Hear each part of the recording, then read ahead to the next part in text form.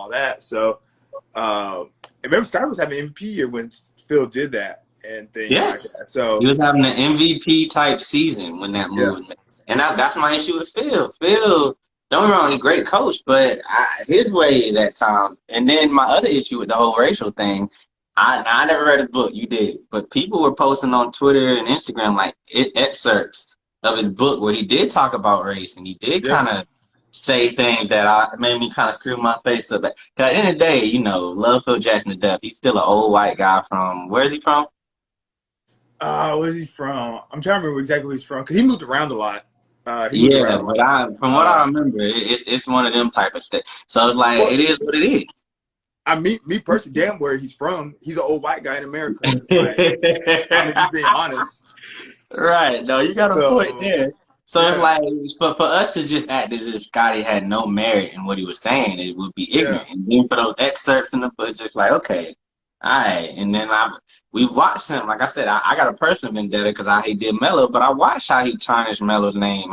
He wrote a book about Cole. Like he would just go in on people who helped his legacy. hmm, You gotta think without Jordan, Scotty, and you could say Melo didn't help his legacy, but without Kobe, how many rings would he have? Like, yes, he was a good coach, but he look who he coached. yeah, He coached two of the greatest players of all time. Put that into perspective. He coached two of the greatest players of all time. He coached two players. If you don't have them in your top five, that your list is irrelevant to most basketball like minds. If they're not in your top five, he coached two of yeah. That's them. crazy. You know what I mean? That is true. Yeah. Two of them. And the thing too, man, is like if you look at Phil, man, the whole thing about what Phil and my thing is this: Phil's always done stuff like that, but he was coaching and he didn't get he threw guys under the bus. But my thing is like, okay, all right, you're gonna throw me on the bus while you're coaching me, cool.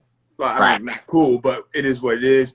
We can have that. We can have that talk behind closed door, which I'm sure Kobe and Phil I'm sure had they plenty had of to times, talk. and the rest of them. But bro, like you literally you're making a profit off me with this. You know what I'm saying? Like you're making a profit off me, bro. So you can't be doing that, man. Like Yeah. that's why I get upset. It's like, okay, so you throw my name in this, like this, like they're highlighting this part on ESPN, which is boosting up your book, Your book. Right. relevancy. So, and I'm not getting a dime for this, but you're throwing me under. You know what I'm saying? Like, and that stuff, man. You keep in the circle, man.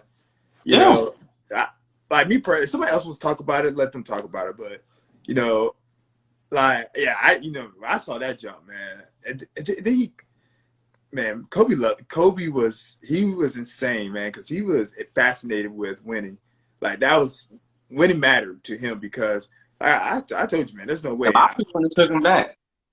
I A ain't lot of taking people that were like, down, nah, bro. I'm good. Like he just went out here and did a whole smear campaign.